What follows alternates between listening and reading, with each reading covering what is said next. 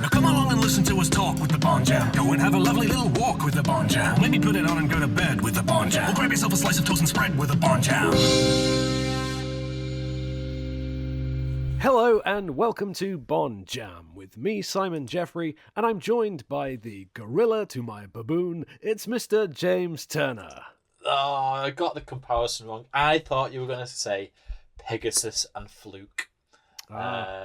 Yeah, I've That written wasn't it down one of the ones everything I to was impress considering. you. I was going to go with the Achille Aubergine to my Sir Godfrey Tibbet, but That was an obvious one. Really. no, I went for the gorilla and the baboon. We're talking A View to a Kill today, obviously, if you hadn't got it from that.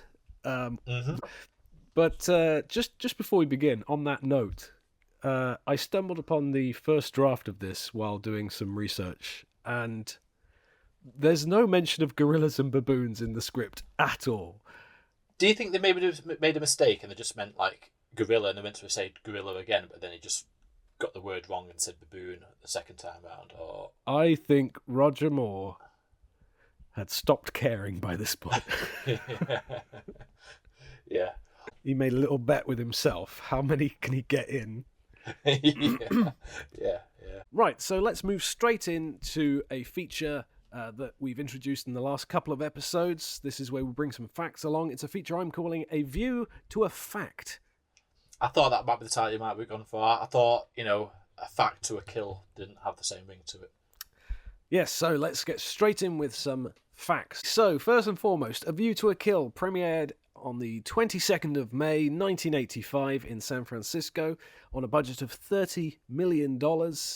It returned a box office of $152.4 million, which made it approximately number 10 of the year in terms of gross. Varies depending on where you look, but roughly around the number 10 spot, far from some of the other high-earning movies of that year, but typical placement for a Bond movie, I would say. They're very rarely above the top 5. And number 1 of that year, James, any guesses? 85? Yeah.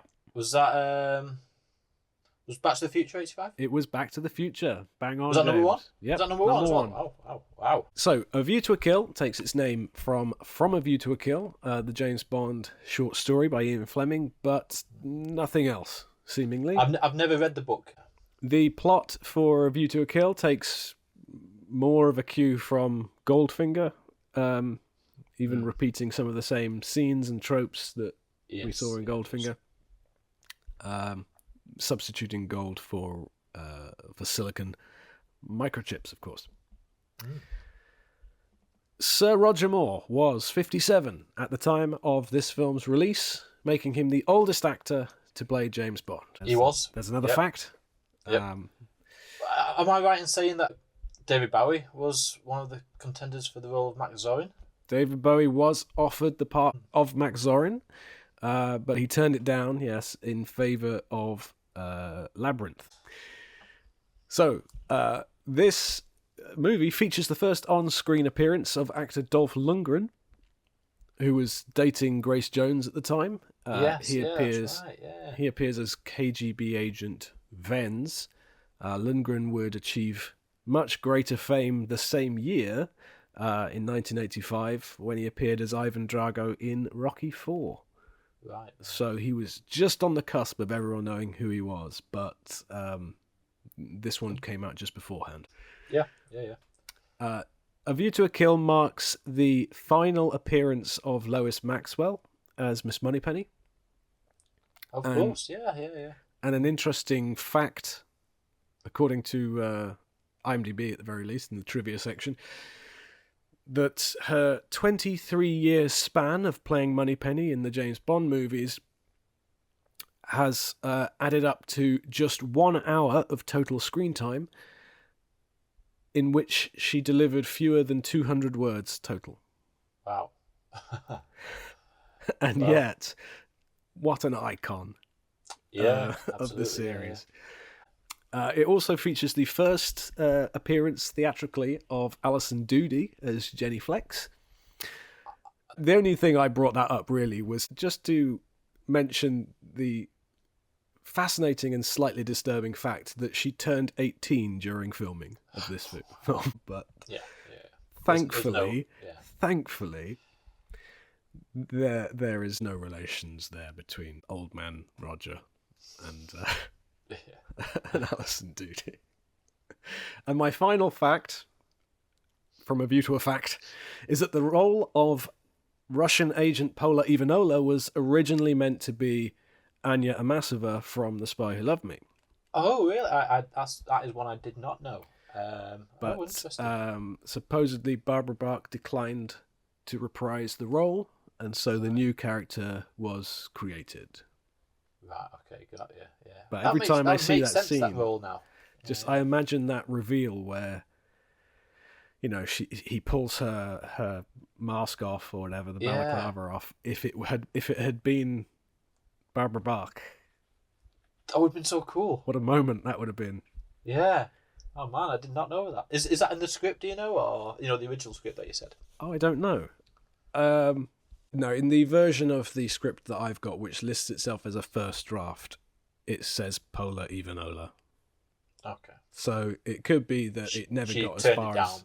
before this. Maybe it was just a casual discussion. Would you be interested in Yeah. appearing? No, I don't think so. Shame. I would have been up for that. I would definitely, yeah. So let's talk A View to a Kill, James. Could you do me a favour and describe the plot for me, please? I have to admit, when I was trying to think about how I'm going to explain this plot, I did struggle. So Bond is in Siberia and recovers a microchip from the body of, was it 003? I think it might be 003. From another 00 agent. That happens to be the same type of microchip that's used by the government. And this is a sort of microchip that withstands the effects of like an EMP device. And this is a bad thing, apparently, because I don't know why. This is like, oh no. I presume enemies could then design something to counteract the EMP effects. I've no idea, but obviously this is bad news that government microchips are being duplicated elsewhere. I don't know the actual reasons why. Anyway, the chip happened to have been designed by Zorin Industries. So Bond goes undercover there to find out if the owner of Zorin Industries, whose name is Max Zorin, or basically to see if he is a dodgy person or not. Especially because they go to like a horse race of his that's going on, and the horses he breeds always seem to win the race. So it seems a bit iffy that all his horses seem to win all the time. So they also decide to investigate him because of that. Don't know why that's got anything to do with MI6, but they think it links. So anyway, the clues he finds when he investigates at Zorin's place where he breeds horses. Is that he's hoarding microchips. He also pays a woman called Stacey Sutton $5 million, and that also the horses that he breeds are injected with like an adrenaline booster during races. I think that's the fact that it's happening during a race means it isn't detected by drug tests. I think that's the reason how he gets away with it. But yeah, so those are the clues he's found. So he's hoarding microchips. He pays a woman $5 million, and his horses are basically drugged. So anyway, after Zorin tries to kill Bond, and Zorin thinks he succeeds with that, Bond tracks Zorin to San Francisco, and finds out that Zorin was like part of like a Nazi experiment, and he's basically a psychopath. He's also ex-KGB as well as. Bond also finds Stacey Sutton, who happens to also live in San Francisco, who he discovers was paid off to buy some oil fields or something like that she owns or inherited or something like that. I have to admit, this is where I kind of lost track of how all this makes sense now, because Bond goes to one of these oil rigs and bumps into like some Russian agents who also happen to be snooping around there as well as, and Bond ruins their plan to kill Zorin, and also steals their info about a potential main strike in 3 days. And he was like, oh, what's that all about? So I don't know how the San Andreas fault kind of works. But however it works, I think Zorin plans to destroy Silicon Valley by flooding it using those oil rigs and making his hoard of microchips that he's made worth lots more. So like the Goldfinger plot where he wants to destroy the gold to make his more valuable, apparently that works the same with microchips. So yeah, that's what his plan is there. So Bond stops the main strike, catches Zorin escaping his airship, crashes it into the Golden Gate Bridge and throws him off the bridge. The end. Yes, very well done, James. I have to admit, I some of those plot points with the oil rigs, I could not figure out what was going on there. I was watching with my wife, as I always do, and she said, "Why are they? What's all this stuff about the horses?" And Yeah, I said, yeah, yeah. "I have to say, I've watched this now for the best part of 30 years, and I've never once stopped to ask why they are looking into this horse business until now, and I didn't have an answer. Like, it seems they go on the hunch that what's up with these microchips? The one that we recovered is the same as the one that they've been developing in this secret lab. No one else should have these, but if someone's got a pipeline into that factory, that they're being stolen or duplicated elsewhere, as you say, they go off to investigate that, and then it's just a huge sidetrack of why are the horses running faster than other horses? Who cares? And it's only the fact that they find a box full of microchips in that sort of latter half of that horse section of the movie. Yeah. That you remember what the plot was meant to be about in the first place. Yeah. Yes, they're using microchips to control the jockey's whip, to control the injections, but it's got nothing to do with these special microchips that have been developed. I mean, that could be that just could be a radio controlled device. Who cares? But then you get onto the plot about all this fault lines and earthquakes and flooding and I'm not a good person with it when it comes to geography and geology and all that lot. But I feel like you have to know your geology stuff to understand what is going on with all that. Yeah, I sort of have to just take their word for it. Yeah, but it'd be interesting to hear an expert react sort of episode where a geologist says whether this is all complete nonsense or not. But they say it all with conviction, that pumping seawater into those pipes is incredibly dangerous. Okay, if you say so. Yeah. So it's a bit hazy as a plot for me because as you say, it feels like it requires a degree to understand it. Yeah. But like I say, until last time I watched it, I don't think I'd ever stopped to wonder why any of the stuff was happening. I think I was just enjoying the ride. I think that's the point of this film. I think plot, you have to push plot to one side and just go along with it. That's all you can really do with this. There are certain elements in the film that you just get the sense they wanted to do, and that's the only excuse they needed. Yeah. We should go to the races. We could do this whole thing about horses. Okay. Yeah. If you Let's want have to. a horse race with Roger Moore riding a horse whilst everyone's trying to push him off a horse or something. Okay, if you say so. So let's get into the movie from the beginning. Let's just take this movie apart bit by bit, shall we? Yeah. So we open in Siberia. Yes, Iceland doubling for Siberia. Yeah. I don't know if you can tell, James, but Roger Moore apparently never went to Iceland at all. Oh, that's fooled me. Yes. I saw him riding that skidoo, and it looked like he was right there in that very place that he was just skiing a second ago. I tell you what, I really like this sequence. I think John Barry is on good form straight away. This opening track is brilliant. This snow job, as it's called on the that's that He's Dangerous theme. I call it the He's Dangerous theme because that's one of the tracks that are in the soundtrack. But I love it. It's so good. It's an interesting mix of this kind of orchestral rhythm section and just seemingly free-form guitar licks just screaming over the top. Yeah. But I'm here for really it. Really cool about it. Yeah. I don't know if it's because obviously Duran Duran is now part of this as well as, and whether their reputation of this, this cool pop band has influenced John Barry to go in this direction. I don't know, but yeah, it's top. So he destroys that skidoo, and the front ski handily lands next to him, and is the perfect size to use as a snowboard. Which Yeah. I've read time and time again that this popularized snowboarding. Like, Really? I mean, it must have been a thing, but yeah, I just find it really hard to believe that anyone in the 1980s was using Roger Moore at this point in his Bond career as the epitome of cool. But yeah, apparently people took on snowboarding because of this moment, and you look at it and go, but it's like 10 seconds of it. Like, Yeah.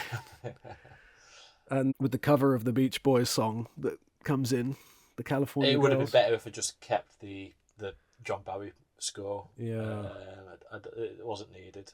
I don't quite understand why they went for California Girls. I mean, Beach Boys did a whole bunch of surfing songs, but that's not one of them. Yeah. I've just grown to accept it. It's one of those things. And I know it's coming now, so a few shots beforehand, I sort of brace myself, and if I'm watching with anyone, I kind of prepare myself to see their reaction. It's just, Yeah. it's just settled into the lore of Bond now at this point. It is what it is, Yep. you know. So he does away with the helicopter Yep. and And then escapes on his little iceberg submarine, Yeah. which is a fun little moment. I was just going to say the lady who's waiting in the submarine. You only see her move her lips once in that whole sequence. I think it was just clearly dubbed. In Possibly. that sequence. But- She was one of the Octopussy girls as well. Oh really? Yeah. Oh, I didn't know that. Okay. Mary Steven, I think, is her name. Oh, Steven. Oh, maybe she wasn't. I don't know. It just seemed a bit weird. I'm not a fan of Bond in this scene. There's something about Roger's recent facelift, his wide-eyed kind of brow lift going on. The fact that, Well, I mean, yeah, I was going to say. So has he had something done? yes, Because the difference between his face in the last film and his face now, does look completely different. I can't quite put my finger on it, but it's like, yeah, it does look completely different. there are different theories going around if you Google it. You know, some people say, oh no, he just lost some weight, so his skin's a bit thinner. He does look a little leaner than in Octopussy, but he also looks a bit stretched tight and thinner around the jowl, so it could be a combination of them, but I think there may have been a brow lift and possibly a slight face stretch, and I don't particularly care about those choices. It's just a bit noticeable. It's more the fact that if you are aware that your leading actor is aging, there are certain things that you can do to play into that and keep it dignified and play it age appropriately and to be aware of that stuff. So on the basis of Roger Moore's age alone, I don't object to this movie, but I do object to a few moments where they're pretending he's still as young as he used to be.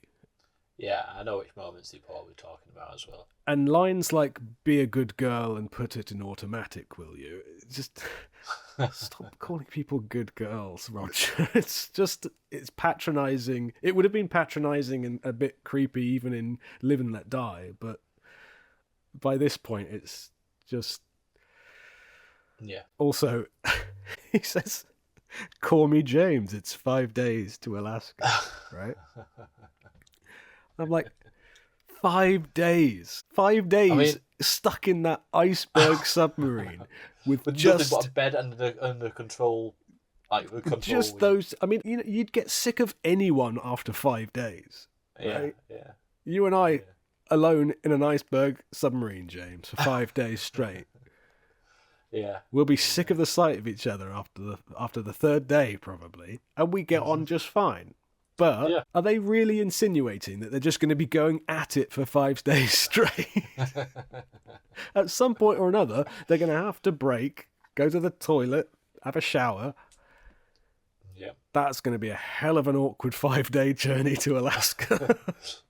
Does it even have a shower or a toilet? I don't know. That's my thinking. Like, Go outside, get out, use the little hatch. she seems unnaturally happy to see this person she's about to spend 5 days stuck with.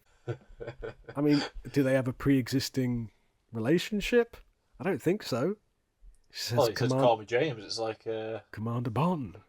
That's incredibly forward of him, isn't it? That's perhaps the least time wasted he's ever shown. That's true. It's true. Never looked at it that way. And then we're into the title sequence, which, for my money, is a step up over Octopussy's visually, where I characterise Octopussy's title sequence as Maurice Binder has got a new laser pen and he wants the world to know about it. This is Maurice Binder's got some Dayglow paint and a wind machine. Yeah. And we're all here for it. As well as at one point. Yeah. And an ice sculpture. These stories you keep hearing about in the documentaries where it's like it was always a mystery what Maurice was up to in there. You'd go in the day before it was due and he wouldn't have started yet, but he'd always turn around something brilliant and you go, what? It's like this stream of consciousness of a madman. It's just like, imagine just working in the office next to him and you just see someone arrive. I've got an ice sculpture here for Maurice. Oh yeah, it's that guy there. And a flamethrower. But it's all carried through with a sort of ease and energy thanks to Duran Duran, I think. Yeah. And I think, I mean, I don't know about you, but this one is one of my favourite Bond title themes. I think it just gives it so much energy and really gets you into the film. Yes. And then we're done and we're back at MI6, where we see Lois Maxwell as Moneypenny in a horrendous outfit, which Bond seems to think is quite delightful. Yeah, so obviously they're going to be going to the races. Yes, because they've got a lead on Max Zorin. Yeah, and again, Frederick Gray has something about, I love it. I love it when Frederick Gray does this. It's like Max Zorin. It's like Hugo Drax. It's like he's annoyed about he's investigating Hugo Drax. Impossible. Yeah, it's like this is the obvious person. He's a leading French industrialist. It's definitely him, Frederick. The Minister of Defence. Yeah, he's got all these kind of political biases that he's just unable to overlook. Yeah. Still, I love that recurring trope of just blissfully, stubbornly ignorant Minister of the Defence refuses to accept that the obvious villain might be the villain. Yeah. And then, yes, we are off to the races, as Lana Del Rey says. So, interesting call. Moneypenny just doesn't seem like the Moneypenny we've seen before, does she? No. She's just... She knows she's going to be last film. She just seems a bit, maybe a little bit more well-oiled than previously. Yeah. So just, She swapped her water for something stronger over lunch at the craft services. So they all go to these races. So Moneypenny goes, M goes, Q goes, and Bond goes. Yes. I mean, what Q is? I mean, Moneypenny might be there to help M and assist with them, but why is Q even there? This is the equivalent of one of those work meetings where people turn up and it's like, this is just you getting out of the office for an afternoon, isn't it? Yeah. It's like, oh, we need 4 people. Q, do you fancy going? Oh, yeah, yes, please. Are you telling me none of them were needed more back at the office? Well, Q'd already invented his snooper gadget, so maybe it's just like, have that job done. I've got a bit of time. One thing I picked up on was in M's description of Max Zorin, he says he speaks at least 5 different languages, no accent. Yes. And I was like, does that mean he speaks 5 different languages with no hint of his own accent? I think that's what it means, yeah. Because I've just always heard it as like, yeah, he can speak all these languages, but doesn't put on the accent at all, which seems exactly like you'd imagine Christopher Walken talking a foreign language. Yeah. I just wish we'd seen it I wish we'd seen him doing this, doing all 5 languages without even a trace of an accent. Yeah. And we're also introduced to Mayday at this point as well. Grace Jones. Unlikely casting, but it works. Yeah. I mean, I'm not very familiar with her music personally, but yeah, I think she's a great foe or a formidable villain for Bond. Yeah, I think it's a memorable element, and I always applaud a movie when they make something memorable out of a part that could have otherwise not been. But there are examples in this movie where it fails to do that, but this is not one of them. So if we skip forward to the scene where, they've infiltrated that basement area where the production line is going on with the microchips, and then Bond and Godfrey are set upon by those 2 thugs.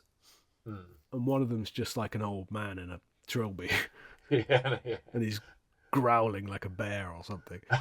But that, to me, is like, oh, you could have done something here. Who is this person? Like, come up with a character that could be memorable for their one scene. I can't even find out who that is on IMDb. It's so throwaway. But they really made a memorable character out of Mayday, and it's for the better, I think.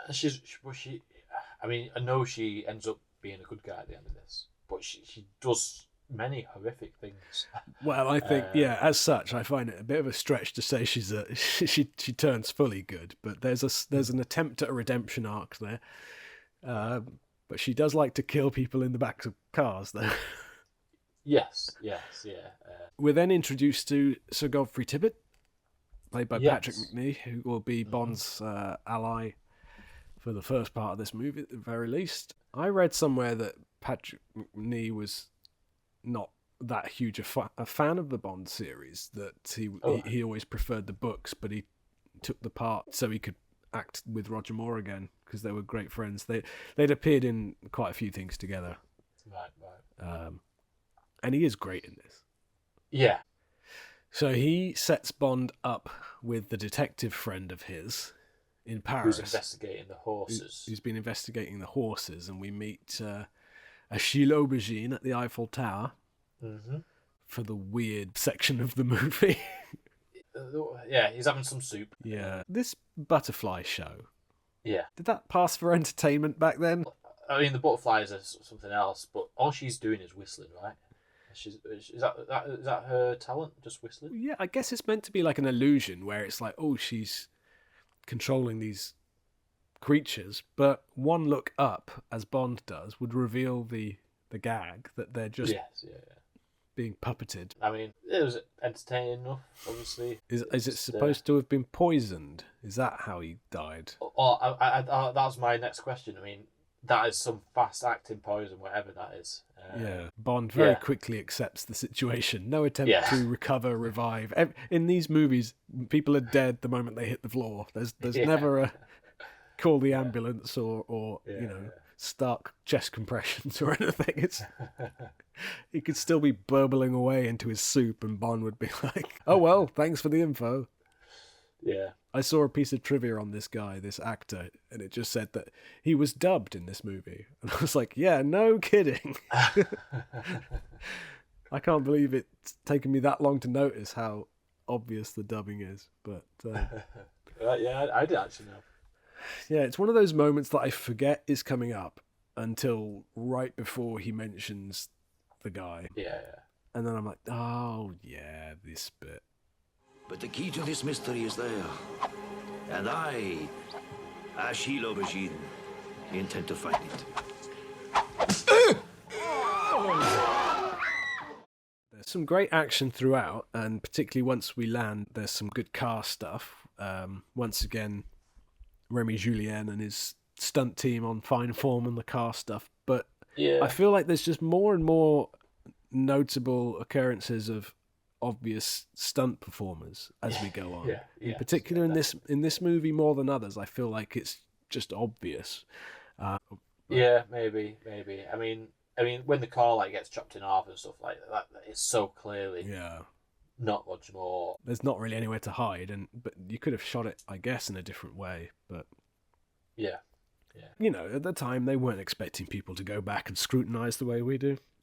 No, yeah, and in high definition as well. So it's. I mean, how many times would you guess that you've watched this film over the years, James? I don't know. I'm guessing. I would even say 50. You know. Yeah, I would, because I know there was a time that I'd watch it every couple of months. Yeah. So it's got to be more than once a year since I was 13, I guess. Yeah. So yeah, we're getting up there. I mean, I don't watch it more than once a year nowadays, but there was probably a time when I was sort of 17, 18 where I genuinely would have watched this every 6 weeks or so. Yeah. Sadly, I am also in that same position where I was also like that. Yeah, we're A View to a Kill nerds. I don't think the filmmakers are making a movie that they think some guys are going to watch this 50 plus times and notice. And realise that that's not Roger Moore driving that car. You know, we were sort of not even at this point really at the home video market point. Getting there, mid-80s, but still not sort of commonplace that you would own an entire movie collection physically in your own home to scrutinise like we do. Yeah. So then we get to Tibbett arranges that Bond can get to this party, this auction that Zorin's having for horses, where the whole horse chapter begins, and we get to this this very elaborate stable where this party's taking place. But what I don't understand is why there's loads of people in period dress everywhere. Yeah, like there's some sort of like a period party. Yeah, like I get that the staff have got these wigs on for appearances, I guess, but there's also just people in big dresses and parasols on rowing boats in the lake, and it's like, where and when are we right now? Yeah, I can only presume there was like a period thing going on. That's all I can think. We're introduced to the charismatic Scarpine at this point. Yeah. Why is he called Scarpine? Because he's got a scar, I guess. Oh yes, yeah. Oh, okay. This is one of those characters where more could have been done with it. Yeah, he's essentially Zorin's closest ally over Mayday. Yeah, but he's just a nothing kind. He's like an admin guy. Like yeah. He's just a nothing guy, and they've given him a little red line on his cheek and called him Scarpine, and that's all he's got. This is, if you weren't watching this in high definition, you probably wouldn't even know he's got a scar. No. But this scene when they check into their room and they're searching for the bugs, and they're continuing their little act while they do so is some of my favourite stuff, particularly with Tibbett. Great. Yeah. I just like to imagine that they had to sit around and record hours of this stuff at some point. Well, yeah, they will have to. Just ad-libbing it. Yeah. Like, what the devil's wrong with his shoes? And Bond and, by extension, Roger is obviously having great fun at Tibbett's expense. Yes. And I don't believe for a moment that all of this was scripted. No. So then we have the introduction of Stacy, who arrives in a helicopter. And again, I guess until my last viewing, I never really twigged what she had to do with anything. No. But am I right in thinking she was the former owner of Zorin Industries? See, that's what I don't get. The way I looked at it was that she owns an oil rig that Zorin wanted to buy. So her grandfather had this company, Sutton Oil. Yes, that's right, yeah. And then Zorin bought out the company. Bought it out. Yeah. Kind of forcibly, seemingly. And the $5 million was to pay off her remaining shares. Yes. Well, not even, like, as she says, 10 times what it's worth, but, like, hush money. So he was just basically getting rid of her by buying her out. Yes. I mean, it's unusually businesslike and diplomatic of Zorin to deal with things in such a legal but forceful way. Yeah. What I don't understand, and I've seen this many, many times, as we've just discussed, when Bond sneaks in, he witnesses their meeting and then he sneaks into that office. Yes. and he finds a blank checkbook, Mm-hmm.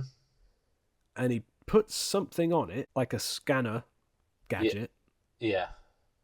and then turns it round, and lo and behold, he's got a The check. original shot. Yeah. So this, like those rubbishy glasses that he wears to see through the window, that makes him look like he's just staring at a window, is probably should have been on our worst gadgets list as well. As what I believe it to be is just a thing. So when you write on the paper and you press on, it goes on to the next page, but you can see faintly. Yes. The thing that he puts it in just fills in the Yeah. ridges of where the pen had been. So is he on the put sheet, like but that? Is he put the blank sheet sort of in between, like maybe some carbon paper, and done like a kind of a rubbing of it? Almost? Yes, like rubbing, yeah. But without having to see all the thing. That's what I presume that gadget does. But I mean, it's clever. I don't think it's shot particularly clearly, no, because I'd always, in the past, not really paid attention and just assumed that he had made a copy of the check that was there. But there's no check there. It's like he puts it on a blank page and then. Oh really? I don't. Maybe I've No, you're right. this one. It's doing. He's taking an imprint of what was there. But I think the issue with it is that the scan that he manages to get from it is just too crisp and clear, and Yes, yeah. it should have been like maybe fainter and with more smudgy and difficult to work out. And maybe it's just like a close-up shot of him seeing like an extreme close-up of just maybe Bond feeling the ridge or something like that, so you can see that there's something there, and he just uses that.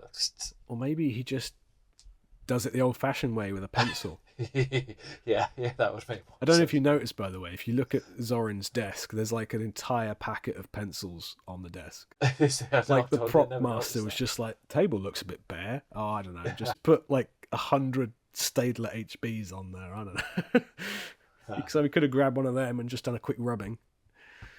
So then we're back out at the party. I'm going to fast forward through some of this. It's all just tell me about the horses. How does all that work? He meets Carl Mortner. He meets Bob Conley. And then he goes and tries to pump Stacy for information. I like Zorin's reaction to this. Like, get her away from him. Because I just think, as a father myself, if my daughter was talking to Roger Moore in this movie, I would say, get her away from him. We have actually had 3 gadgets as well in this. We've got the little paper thing, his rubbishy glasses, and his little ring camera as well. I like this sort of gadget, though. These are real kind of semi-believable things. Yes, yeah, it's better than the other 2. So meanwhile, while Bond is doing all this kind of superficial investigation, Yes, yeah. Tibbet's investigating the stables, Mm-hmm. and Yeah. Bond needlessly sneaks up on him to give him a scare. Yeah. And they find what they find. They find what we already know. That there's some steroids being used to inject the horses. Yes. Blah blah yeah, blah. Yeah. This is the point where you start to think, hang on, what was the plot meant to be about? Yeah. I don't think it was this. Yeah. But then we're down, and we find some microchips, and we're back on track. Yeah. He's wearing a snazzy little tracksuit in this scene as well. Roger Moore. I quite like his little his sports jacket. Yeah, I think it's cool. Yeah, he defeats those 2 guys. Yeah, underwhelming, underwhelming action sequence. You know, there's not much action in this. That's what I noticed on my last viewing. Like, there's set Do you not pieces, think? there's vehicle action, there's ski action, but I don't think there's not many fights. Well, you've got this one. You've got obviously the final fight. But Bond, other than a shotgun loaded with rock salt, doesn't shoot anyone in this film. Yeah, that's true. Yeah. And I think sequences. I think it's a good decision. As Roger's Bond became less physically able to focus on a sort of more of a detective story, and I like detective stories. I don't think this is the most sharp or efficient or intriguing mystery, because half the time I'm wondering why they're looking for what they're looking for, but there are parts in this section of the film in particular where it's just, yeah, that certainly is a scene of something happening. Well, even that guy who he fights with the microchips, like, lifts him up as if he's like Jaws sort of thing. If he puts him straight back down again. Yeah, it's like the worst fight move I've ever seen. He just looks like a farmer. He does, yeah. And then there's a brief scene of Mayday and Zorin fighting, training each other, I guess. Yes. Mayday seems to be training Zorin, doesn't she? Yeah, it seems that way. I like the look that Grace Jones does when Zorin goes to answer the phone, though. Yes, yeah. Just stood up by him again. Like, yeah. There's some energy there. First. There's some electricity in that relationship. It's not... Yeah. You know, not everything in this movie is flatlining and on automatic. I particularly like this moment when they realise that the tapes run out and Bond has to run back to his room, but he doesn't get there in time because the drawbridge has been brought up. So he has to sneak into Mayday's room instead. But I love that bit where he leaps and catches that bridge and just full on smacks his groin into the into the bridge. Yeah. I wonder if that stuntman intended to do that. I never noticed the impact. Never noticed that. So yeah, Bond and Mayday share a scene in bed together. Yes, so Mayday realises that Bond was at the Eiffel Tower, finally. That's the bit that always gets me. That it took her until then to remember or to recognise who Bond was. Yes. Like, she got a perfectly good look at him in Paris. She Paris. spoke to him, yeah. He was the man at the Eiffel Tower. And the audience thinks that she already knows that. And that was the reason for all that hostility earlier. But, well, she does say earlier that she's like, I'm sure I've seen him somewhere before. Yeah. I guess because... That's I guess because it's a film and it's condensed the time between events. To the audience, the Eiffel Tower bit has only just happened. Whereas maybe to her it's several weeks ago. Yeah, it could have been. But to the audience, it's like she's saying, he was the guy from 5 minutes ago. Like, it just doesn't ring quite true. Good morning. Good morning. I understand you wish to see me. You slept well? A little restless, but I got off eventually. So Bond meets Zorin the following morning. Which, this is one of my favourite scenes in the film. And the little laugh he gives when it says he's dangerous is so cool. Yeah. Was that one of your Hall of Fame picks, I think? Oh, was it? I think so. Yeah. I thought about it before. Yeah, it's not long after this scene that we say goodbye to Godfrey Tibbett. And I always forget how soon that happens. That's what I mean. I feel like he could have lasted a bit longer. I feel like they played off each other so well, him and Bond, and I just wish we had a bit more of that before he was bumped off. There was a smile and a laugh, I think, in every scene he had, which it's hard to know what he would have done in later scenes. Whether he could have done the same job. I don't think he could have done the same job as Chuck Lee. I don't know. That's how I would have seen it. I would have said, "Oh, he goes to San Francisco as well, and he's found some information about who they are and stuff." And then Tibbett's killed. Well, I read that the Chuck Lee part was originally going to be Felix Leiter. Right. Okay. But because of the size of and the significance of Chinatown in the location, they decided to go for a Chinese-American character instead. I don't think Leiter's presence would have added anything. No. I can only imagine that they wouldn't have given him the same fate if they had. That's true. But yeah, so but obviously Tibbett is killed anyway, and then obviously before Bond finds his body, we've got the little. Is it called a steeplechase? Is that what it's called? Horse? Oh yeah, I don't really know the point of this. He's arranged all of these thugs, these riding buddies, to sort of intimidate Bond and to battle him and jostle him off his horse. But most of them fall off because they fall victim to the same traps that Yeah, Zorin yeah. sets for Bond. Yeah. Basically, Bond is the better horse rider than all of them, even though the others are like probably Yeah, more experienced. they jockeys, probably but- do it every day, but Yeah. But it's Bond, and he can do better than them. yeah, we're still in that mold of anything you can do, Bond can do better. Yeah. But he's gone to great expense to rig this whole steeplechase course. Yeah. To But what? then- So he can feel better than everyone he races against, presumably. Yeah. It can't Yeah. all be for Bond's sake. Like, because that takes some preparation. It's all automated and electronic, isn't it? That's the thing. Yeah, there's a guy at one side that presses a button when he gives him a Yeah. signal. But that's all something he already had. Yeah. He just Well, I guess, likes to race they people just- and win, like a spoilt child. Yeah. Unless it's just electronic to put it in position, it's not meant to be used for what's the race. Perhaps. Maybe it's just to move it to increase the challenge. Yeah. I really like Roger's acting when he's confronting Zorin after finding Tibet's death. Like, just complete lack of humour and jokes. And again, it's Yes, always that yeah. side of Roger I enjoy. Like, Roger Moore went on record many times throughout his life and in his biographies and stage appearances about how he wasn't a fan of guns and violence, and A View to a Kill he didn't like. It was his least favourite of the films he did because of That's- what he perceived as like the increase in violence. And he said all that stuff with Zorin mowing down people and killing them, that's not Bond, that's not what it's all about. And you know me, James, I love Roger Moore to death, but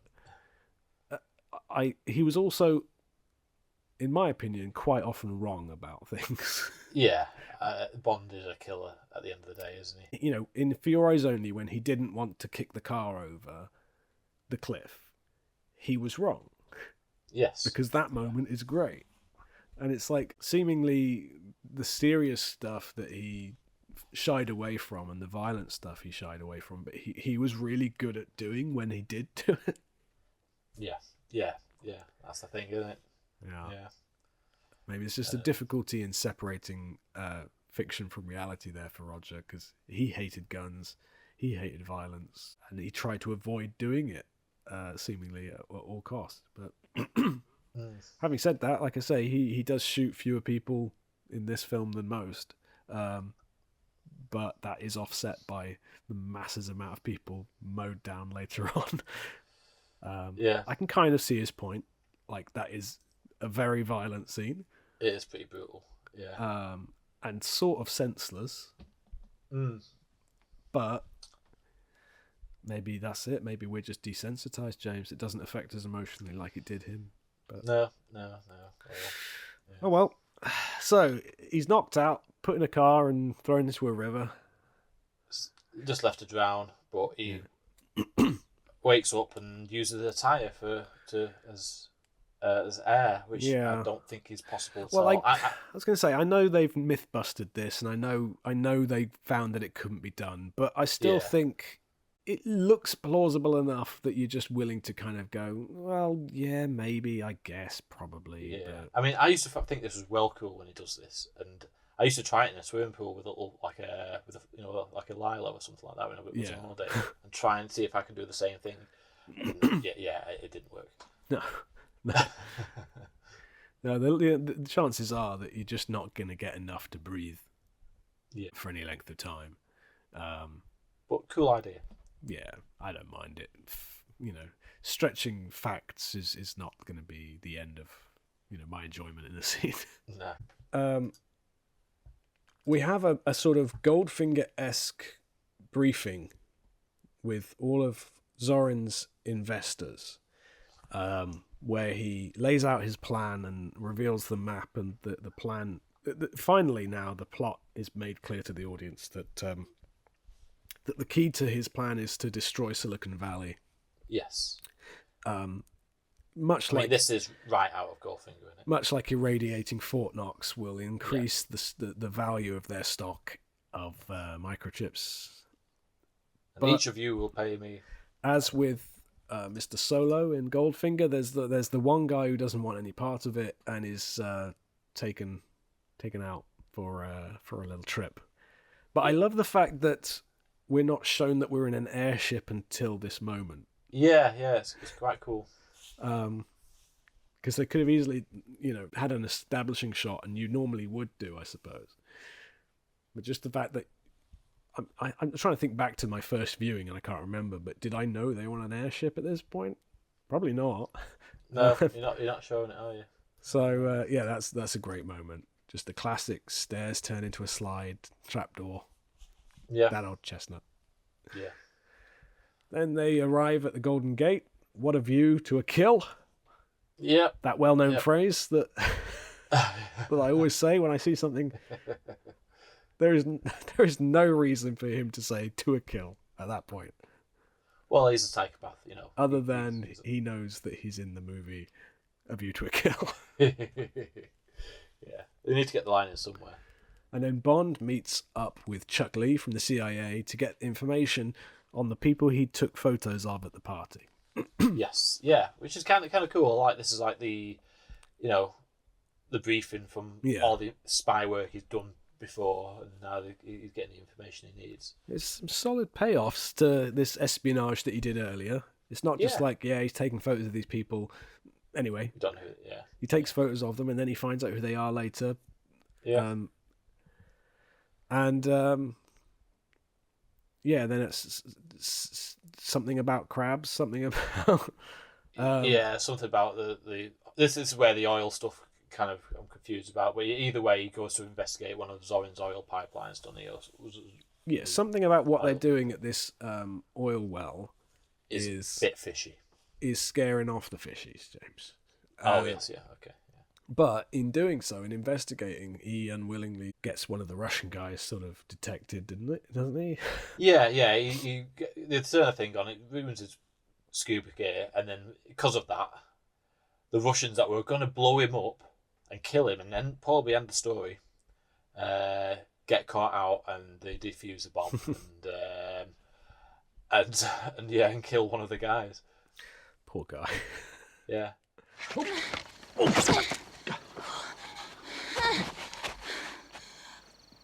Wow. Pola Ivanova. James Bond. How do you feel about Pola Ivanova and this whole weird hot tub scene? Yeah, I mean,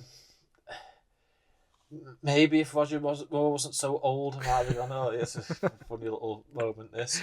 The thing is, it reminds me too much of Austin Powers. Yeah, I was going to say this is a clear inspiration for that scene, isn't it? But yeah, we've defended Roger Moore's age countless times in the past, and I will continue to defend his age. And it's, as I say, it's not the fact that he's older in this film that is the problem. It's the fact that every now and then they forget he's older in this film. Yeah. And then some of the I don't know what's going on. With the script, it's like, the bubbles tickle my. It's Tchaikovsky.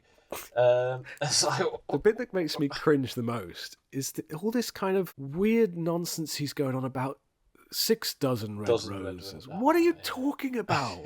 The fact that he's just rambling on like a doddery old fool about, darling, I'll get you 6 dozen red roses, and she's just sneaking out on him makes him just look like a loser. Yeah. The fact that she's bailed on him, and I mean, obviously he's switched the tapes. Yes. But it's like you're not even trying to make him look cool anymore. In all of the other Bond films, clowns and gorillas aside, they've always seemed to try and make Roger the cool guy as Bond. But there's nothing cool about him taking a shower in a sauna place, rambling on about some old adage about red roses and nonsense like that.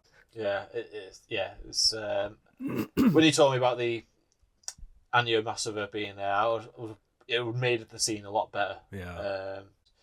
Like I say, it's great material for Austin Powers, which is what we get reminded of in this scene. I mean, I think Fiona Fullerton does a great job. Yeah. I quite like that scene where Gogol and Paul Ivanova, when they put the tape in and they just look at each other like, what's going on here? Oh, I love Gogol's face in that scene. Yeah. That sort of silent acting. But it's just a bit broad and a bit like... Thing is, they know where Bond is. he stays in the place to listen to the tape itself, so there's no reason why he couldn't just go back and go, "Where's my tape?"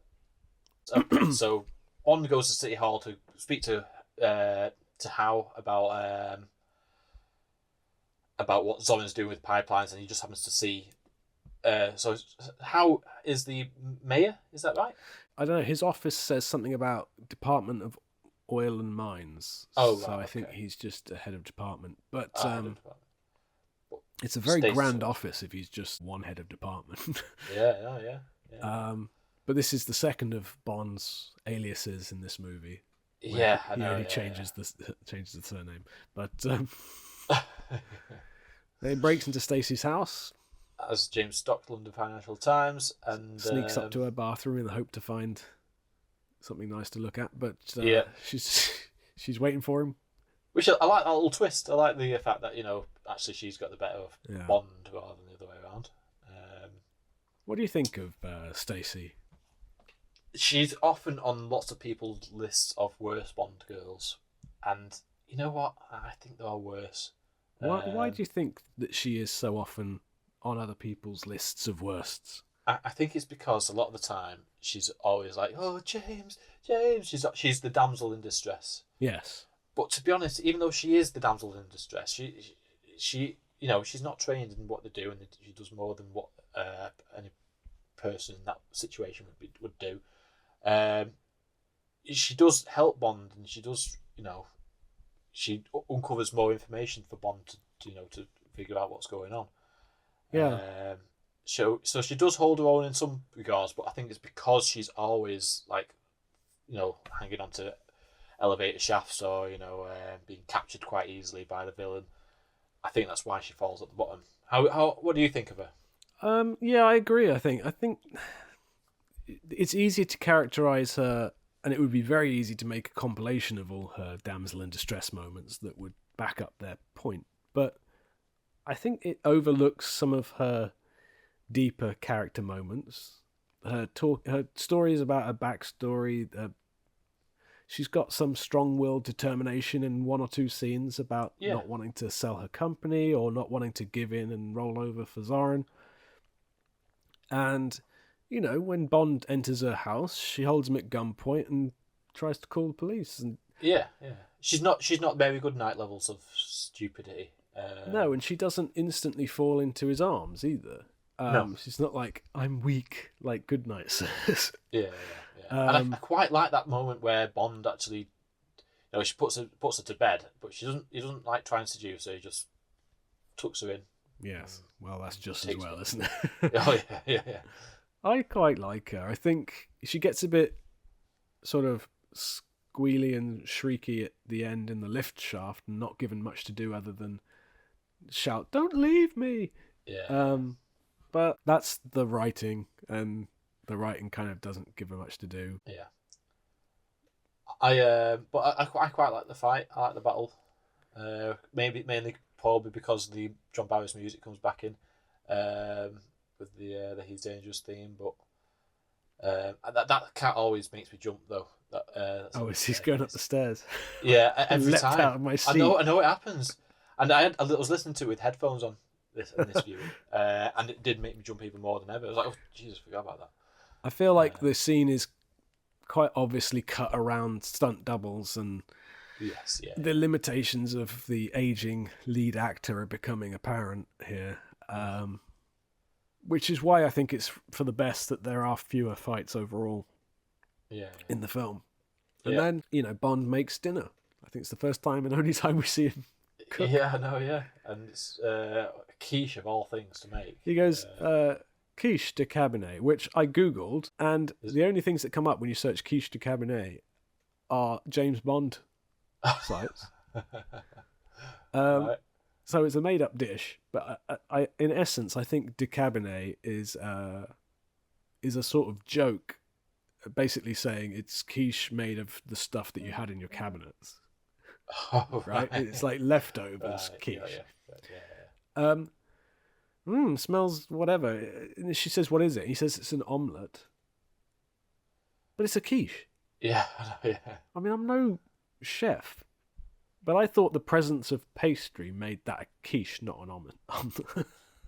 Well, yeah, I don't know. Also, it's clearly been prepared in a sort of pie dish Yeah, there's no way he's put that together. and then served on a plate. That's supermarket board. I'm telling you now, supermarket. I think he snuck out and bought it. Just called Just Eat and just got them to deliver it.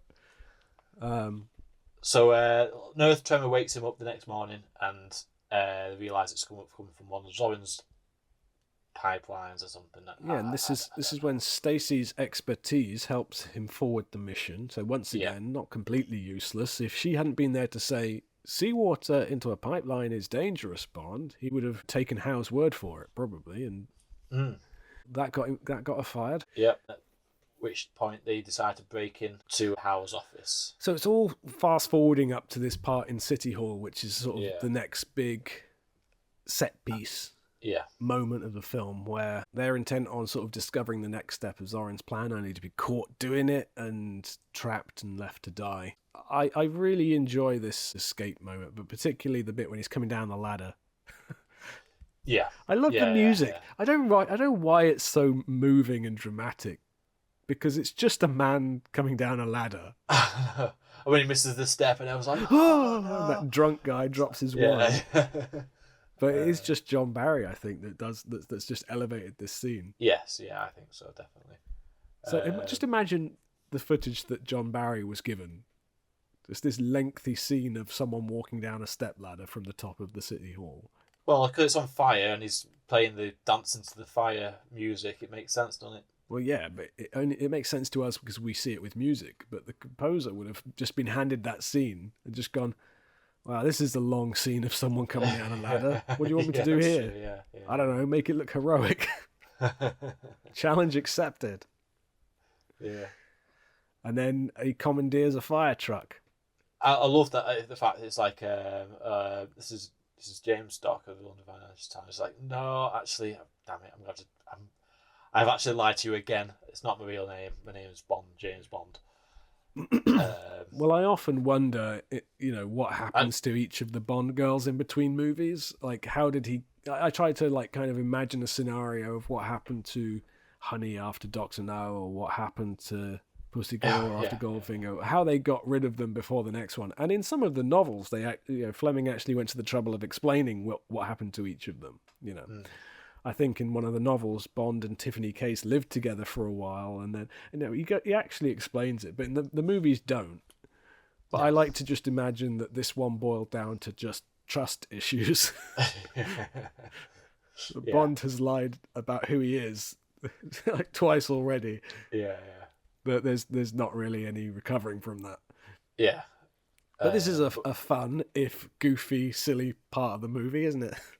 Yeah, they've clearly wanted to like a Sheriff J.W. Pepper sort to chase him, where it's a bit of a silly policeman who wants to take Bond down and fails miserably. But I always used to think, like, when he's trying to climb on the back of the fire truck, what's he trying to do there? What is it? And it took me quite a few years for me to realise he can control the back of the fire truck from the back of it. Yeah.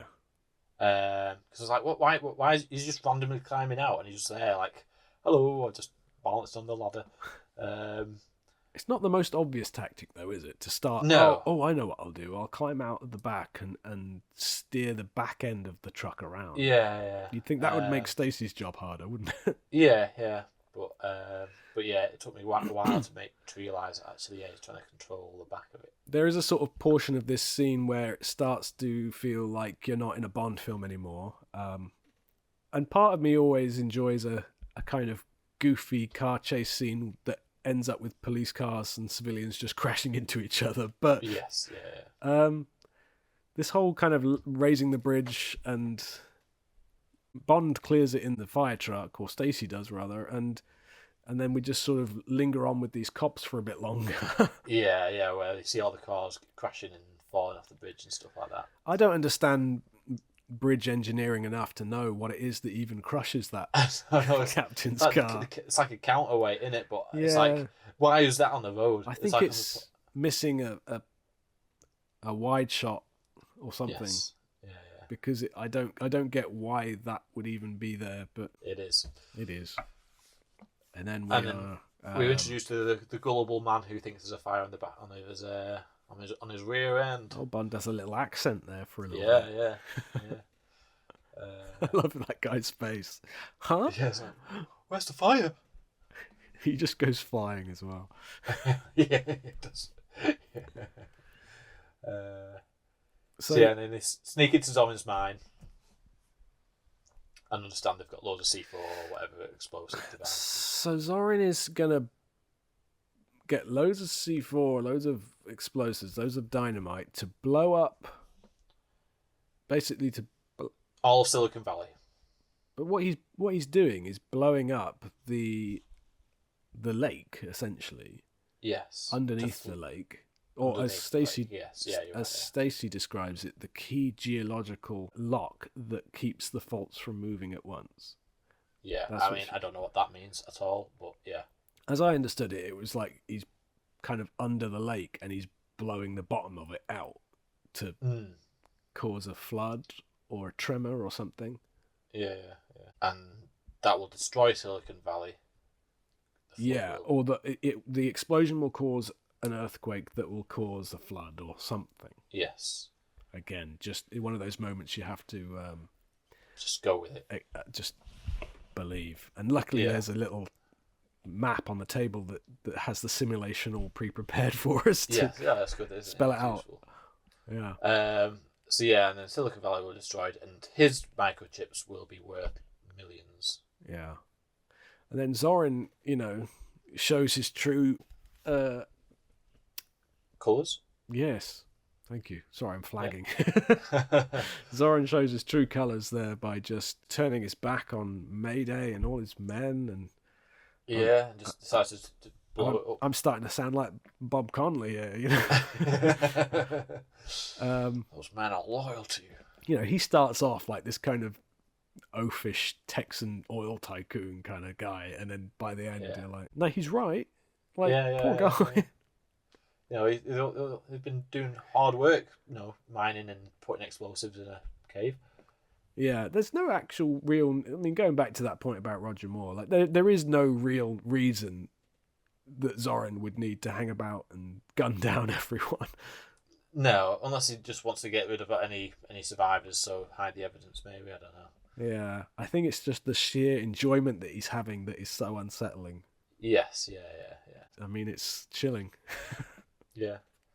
But obviously Mayday chases Bond and Stacy gets out, but Bond and Mayday fall into the water. I mean, I know that Mayday has done all these horrible things and done all these, killed off some of our favourite allies, Yeah.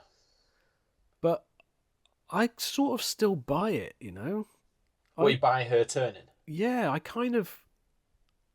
actually like her working with Bond. Like, I think she's really has a change of heart when she realizes the person that she thought loved her didn't care about, and I'm like, Yeah, because when you realise you're dying, you're like, and you realise you're trapped. it would have And it's been like, why am I still chasing this person? it would have been less believable to me, I think, if while they were drowning, she was still trying to kill Bond. Yes, yeah, I think so. And the fact that he's willing to sort of lend her a hand and keep her afloat and help her out. Yeah. I don't know. I think I'm going to say it. I think the credit goes to Grace Jones for me believing her change of heart. Yeah, I think so. Yeah. I really like the get on the winch and she lowers him down, and Every time I see that scene though, I'm like, she pulls him up on that winch, and instead of Bond just like jumping off it whilst he just puts it on the track, he just stays stood on it whilst she like lifts it over. It's like, just give her a bit, By that point, they've got, I think, 35 seconds left. Yeah. She's always like, come on, and it's like, flipping heck, she's lifting you up on a massive crane thing here. It's with a massive. I like weight on that it. they made her just stronger than he is, though. I like that pairing, Yeah. But I think it's right that it is sort of short-lived, and ultimately, I don't think she deserved to get off scot-free with everything she'd done. No, she had to die. But I love that moment where she comes rolling out and Zoran sees her. Yes, yeah. And And that like her laughing as it's happening. And that suddenly she face of realises- just yeah. like, screw you. Yeah. Yeah. So somehow Stacy gets sucked up by the airship, which how she doesn't hear that thing coming over the mountain, I do not know. It's completely silent until it grabs her, and then it's the loudest thing you've ever heard. Yeah. And then, we were watching it, and Katie was saying, like, why are they taking her? I said, why not? Yeah. Revenge. Yeah. I was in the middle of saying, well, because he's angry now because Bond's ruined his plans and he wants to hurt him for it. And then it cuts to Christopher Walken and he's just grinning and laughing. Yeah. And I'm like, oh, well, maybe he's not angry about it, but he's just unhinged. Yeah. And Scarpine and the others, they just seem angry at Zoran for the fact it's like, dude, your plan just, like, why are you laughing right now? Yeah.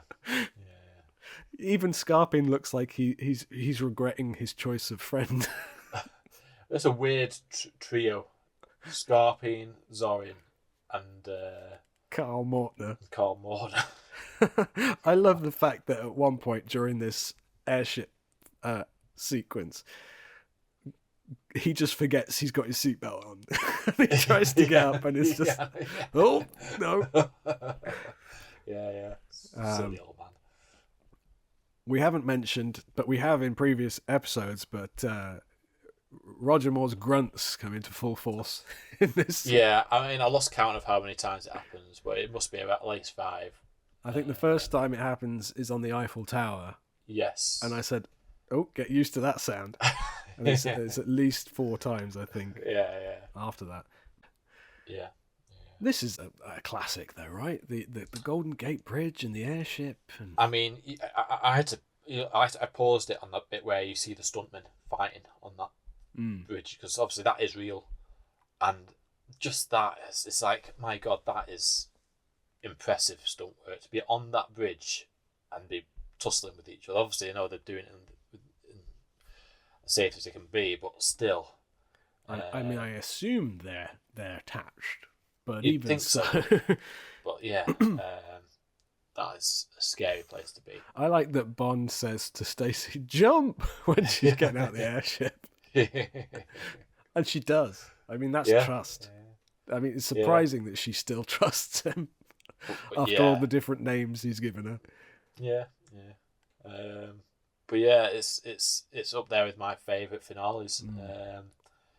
And then I think it's obviously because of this, because of the location. It's obviously movement is limited and the fight is kind of restricted to swinging their legs at each other while gripping very tightly on with their hands. Yeah.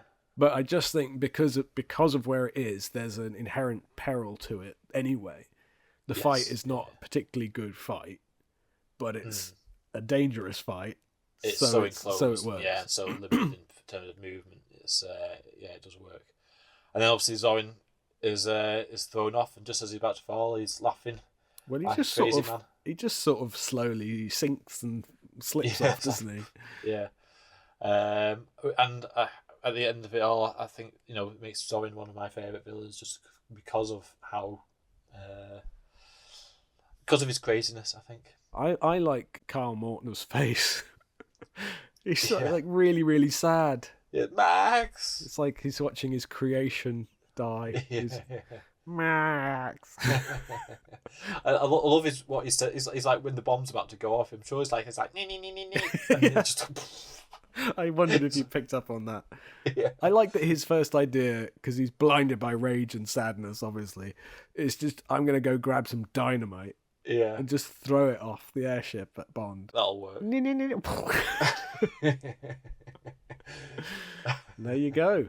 Yeah. And we're back at MI6. We're almost led to believe that Bond didn't make it somehow, even though we know he did, but Moneypenny's upset. And she never gets that resolution. As far as we know, she still thinks he's dead. Okay, here's the thing, right? Yeah. Q is apparently outside Stacy's house Yes, he's in a little in an he's in a little RV van. of something. Yeah. And he just drives this snooper in through the cat flap. Yes, yeah. I mean, here's my thinking. Either you're anticipating it to be a hostile environment, or you're Yeah. not. Yeah. And if you are, don't send Q in. Send an armed response unit of some kind. And if you're not, Q, just go and knock on the front door. Well, maybe they just had we've had a sighting of Bond potentially at Stacey's house. Can you just have a look? Oh, I'll send my new toy in. He's just eager to use it, It's a isn't he? great opportunity. So he stumbles upon them, or he doesn't stumble upon them. He finds what he's looking for. Yeah. He finds what he was hoping to find. And reports that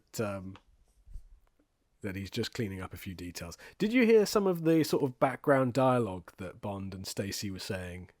No, I didn't. No. What are they They're saying? sort of in the shower, and I mean, maybe I'll put a clip in, but I'll paraphrase it. It's basically going, a little soap here, a bit of soap here. Oh, I've dropped the soap. That's what it says. And then she goes, I'll get it. And he says, that is not the soap. Like that. Soap here. Maybe a little soap there. Oh, try it. Drop the soap. That is not the soap.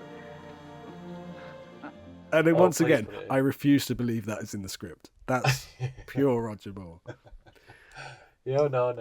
But the funny thing is, Q clearly finds them in the shower and and spends a good while zooming in and extending the neck. Do you want me to just read how that's described in the first draft of the script? Yeah, go for it, yeah. So this is what the first draft of the script describes, and you tell me if this is how the film plays it out, okay? So it says, what Snooper sees, Bond and Stacey nude in antique marble and chrome shower. They're partially obscured by gushing water, but visible enough to reveal he is sponging her. Inside the van, the TV screen shows what Snooper is seeing. Q, looking at the screen, hastily switches off TV. He reaches for the telephone. 007 alive, cleaning up a few details. The end. Now, I don't think Q hastily switched off the TV. Well, maybe he just wanted to confirm 100% that was James Bond. I'll tell you what happens. Q watched for as long as he could before Bond threw a towel over Snooper. Do you think Bond can hear? Does Snooper have a microphone on so Bond can hear I don't what he's saying? think so. I think that I refuse to believe that a 1985 remote control cat, or whatever that is meant to be, is silent when it's moving around the house. Maybe. We're conveniently not shown how it gets upstairs either. No. I wanted to see that. But yes, Bond throws the towel over Snooper, and Roger Moore throws in the towel as Bond. Yeah. Oh. The end. The end. Classic line. The classic word to That is how Roger Moore exited the series. yeah. Oh. Which is oddly fitting, I think. Yeah. And that was A View to a Kill, James. Yeah. High point for you? Low point? Conclusion? Well, I'll start off with the conclusion, actually, because the thing is, this film has a lot of flaws. It has lots of issues, and I can understand why people would put it low down on lists Yes. to do with the favourite Bond films. However, I think there's something about this film that has so much charm that you ignore all the issues that it comes with. And I don't know, maybe it's just there's a nostalgia of it or something like that, that I just love it for what it is.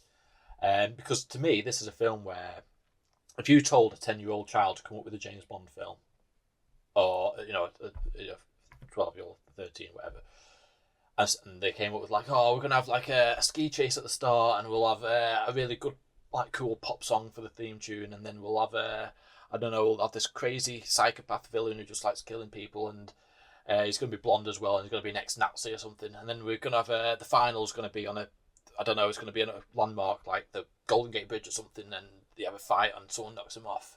And the villain's going to be played by like a famous pop star or something. You think this is like, what is this Bond film about? This is absolutely like a child's dream of a Bond film.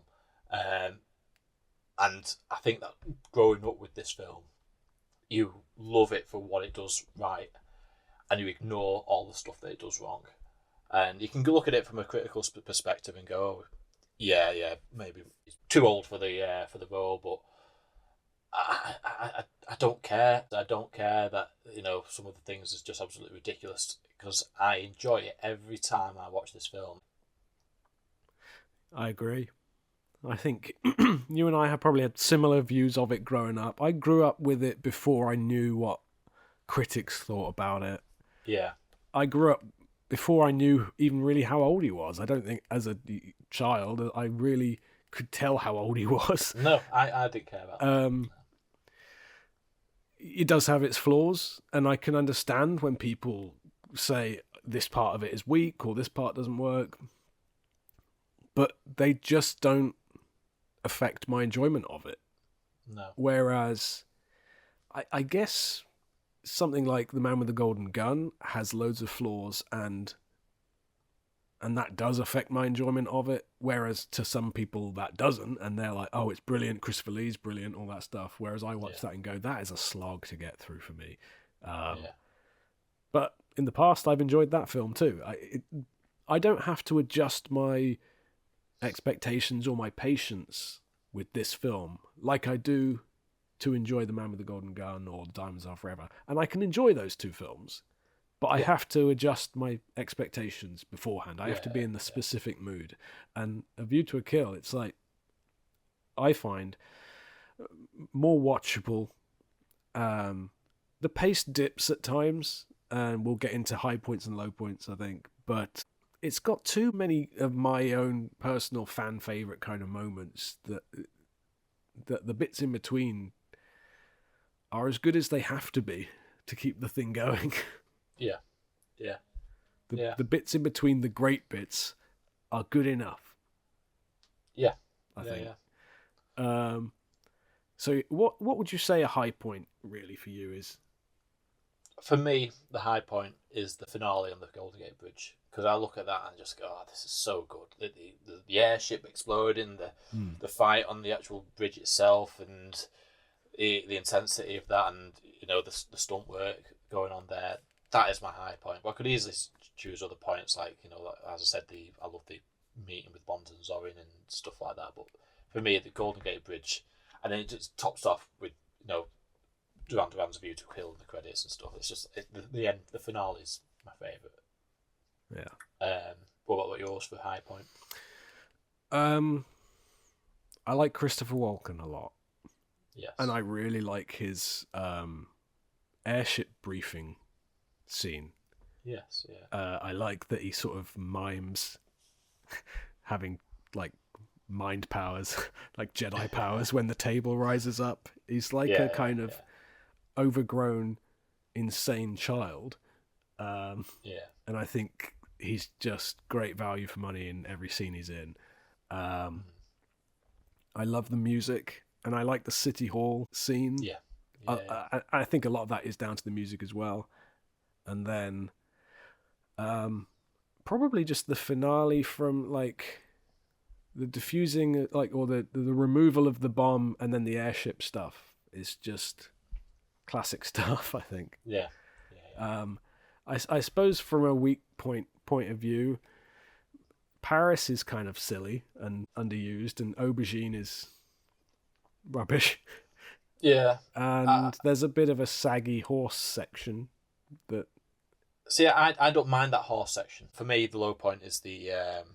I just don't like the Beach Boys part. I think to begin with, like it was said before, that, you know, it's actually quite a decent little opening sequence, but it's just ruined by that Beach Boys track, I think, and to Yeah. open like that, it's just a bit disorientating, and I just think that's the weak point for me. I think if I were to point to like a single moment that would just be like, you could have taken this part out, and it's sort of killed the momentum of the film, it would probably be the Polar Evenola sequence. Yeah. It's got a It few slows it laughs down in a it. bit The bubbles tickle my Tchaikovsky is a funny line, but it's just a bit too silly, and it could have been skipped altogether.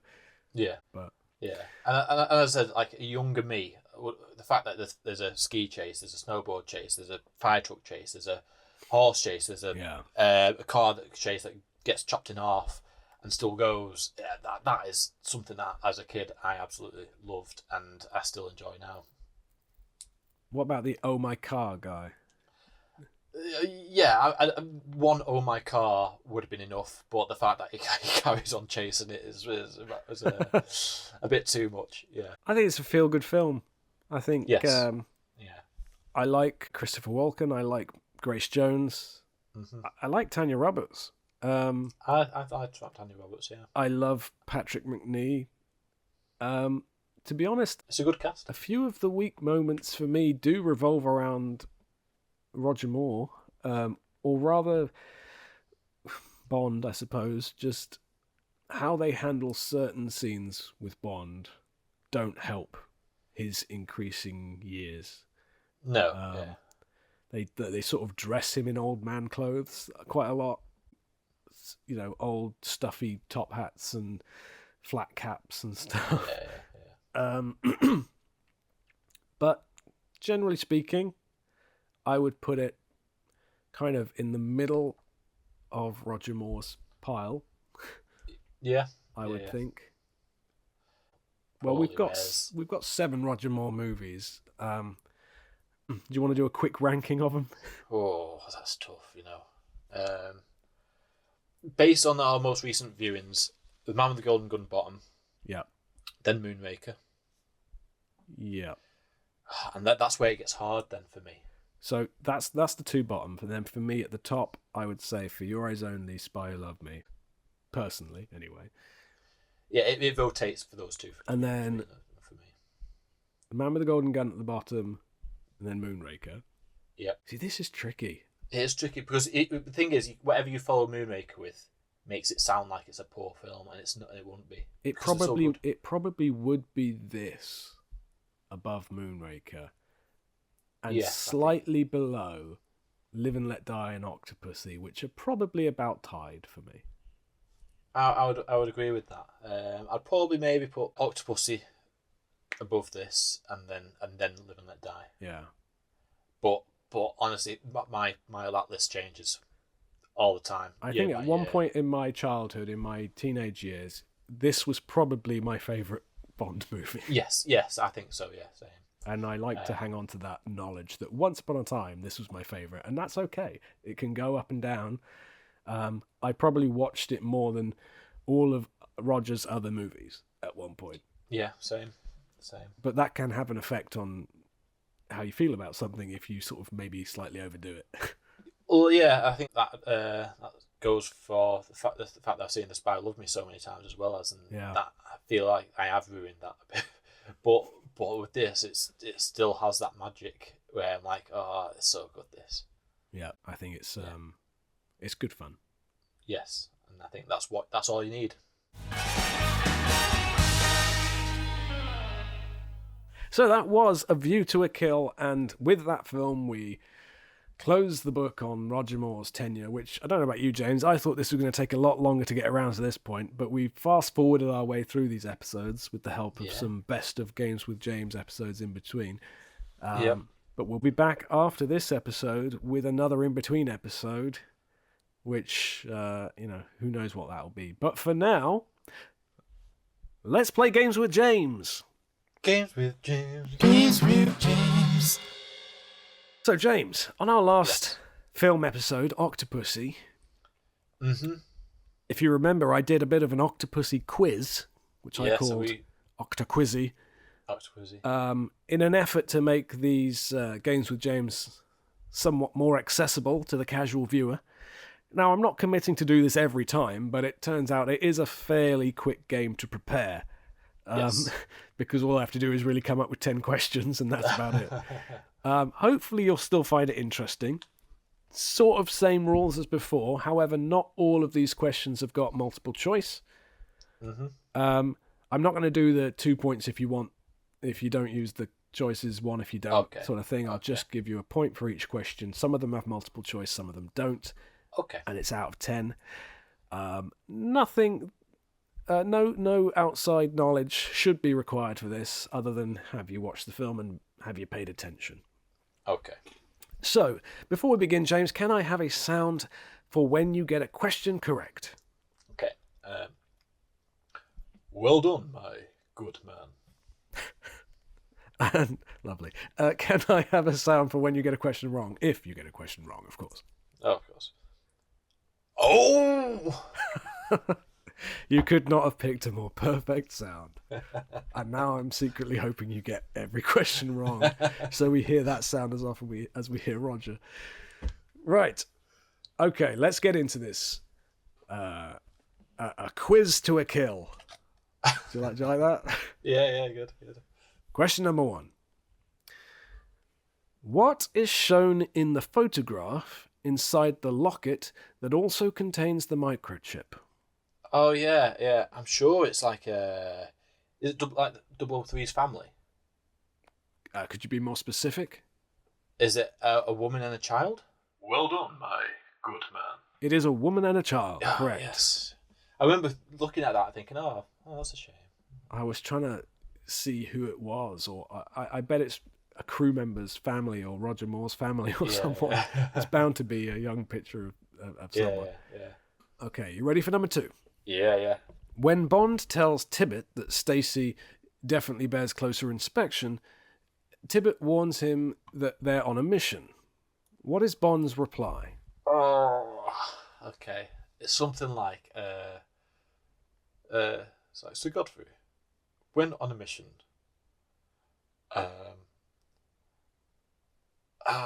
God, I remember I replayed this bit.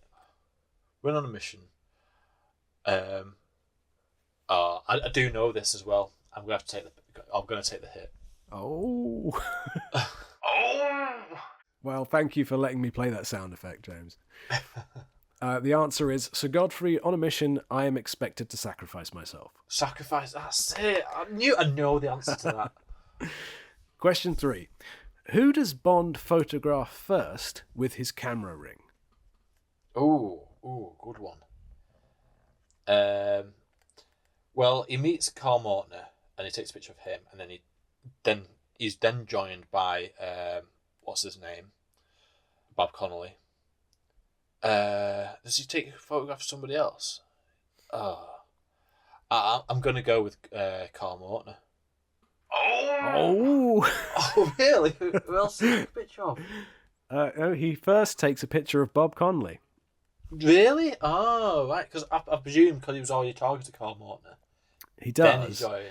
but But he obviously takes the picture of it. it's not until Bob Connolly leaves, and it's just the two of them, that he Then takes he a picture of Right. Carl Mortner. Fool me. I had to rewatch that to double check. Yeah. Okay, question 4. What information does Zorin's computer give him about Bond other than his name and occupation? Extremely dangerous. License to kill. There are 3 statements I'm looking for, and you've said 2, and I'll give you Okay. the point if you name the first statement before those other 2. Does it say British Secret Service? That is one of them, but it's not what I'm looking for. Oh. That I've classed as his job and occupation. Okay. So- Okay. It says James Bond, British Secret Service, secret agent. Then it says something. Something. Then it says extremely dangerous. Extremely dangerous. And then license to kill. Oh my god. Considering this is like one of my favourite scenes. It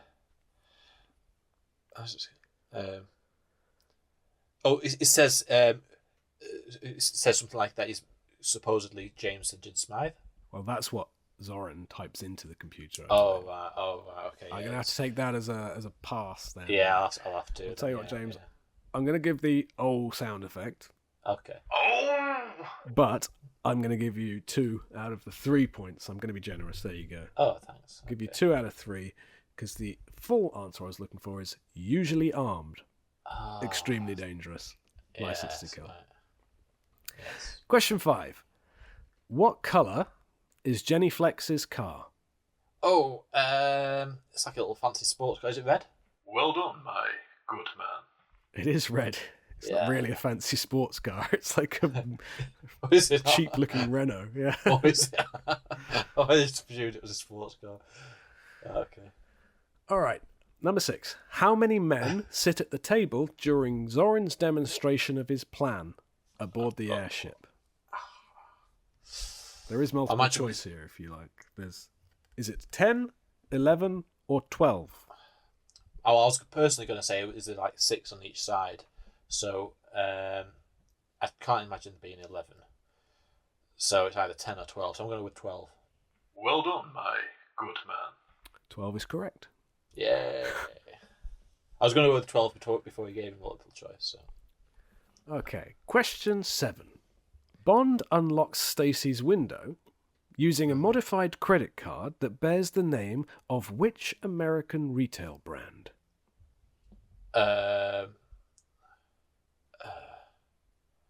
American Express? It is not, James. No. Oh, man, I thought I was right. It is the Sharper Image.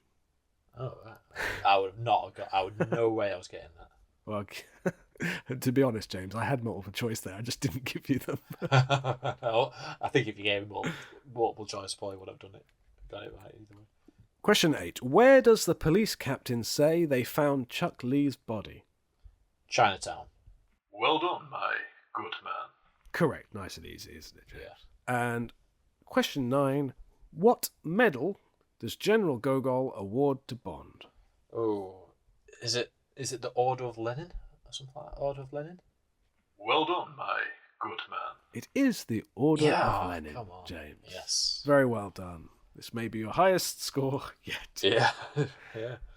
which he states is the first time ever to a non-Soviet citizen, Yeah. which in real life is far from the truth.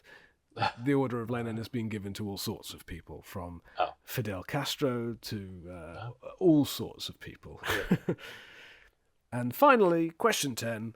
What child's toy does Snooper the robot see on the way to the bathroom to find Bond? Child's toy. I know it seems like a dress on the floor and some clothes on the floor. A child's toy. God knows. What the hell? A child's toy? What's that doing in Stacey's house? That's a fair question. I don't know. Yeah. I don't know what it's doing there. Maybe it's a cat toy or something. No, it's definitely a child's toy. It would be of no use to a cat. Well, I was going to say a doll's house. That is incorrect, James. Okay. It is a rocking horse. A rocket? Oh, okay, right, okay, yeah, but it still makes no sense. Right, so let me tot up your score there. Out of a possible... Well, there were 10 questions, but I was going to give you 3 for one of them. So what's that? Be out of 12, right? Yes. And Yeah. you got, I think, 7. 007. I think you got 007 points. But I shall let the text-to-speech lady confirm that for us, James. James did indeed score 7 out of a possible 12 points. Well done, James. No, really, well done. You should be proud.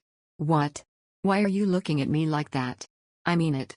Can't a young, attractive text-to-speech lady pay a married man a compliment without arousing suspicion?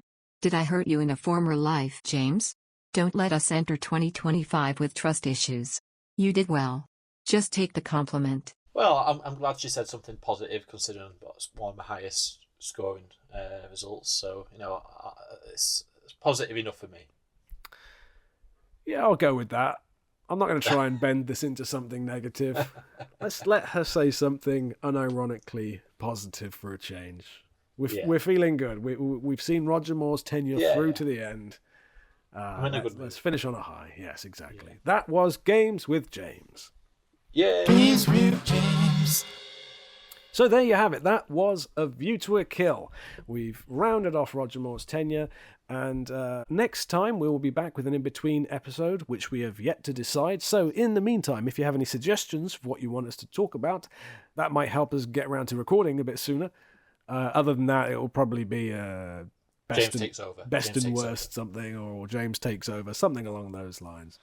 And then, of course, we will then be back after that with the next episode, which will begin the short-lived era of Timothy Dalton with The Living Daylights. Yeah. So, until then, don't forget you can find us on social media at BondJamCast on all the socials, and you can search Bond Jam on YouTube. There's video versions of podcasts with lovely artwork featuring James and I in various silly positions. That sounds strange. And you can email us, bondjamcast@gmail.com, if you have any ideas for episodes, Games with James, or just want to say hello. And until then, James. Don't forget to spread that jam. Spread that jam, everyone, and take care. Cheerio.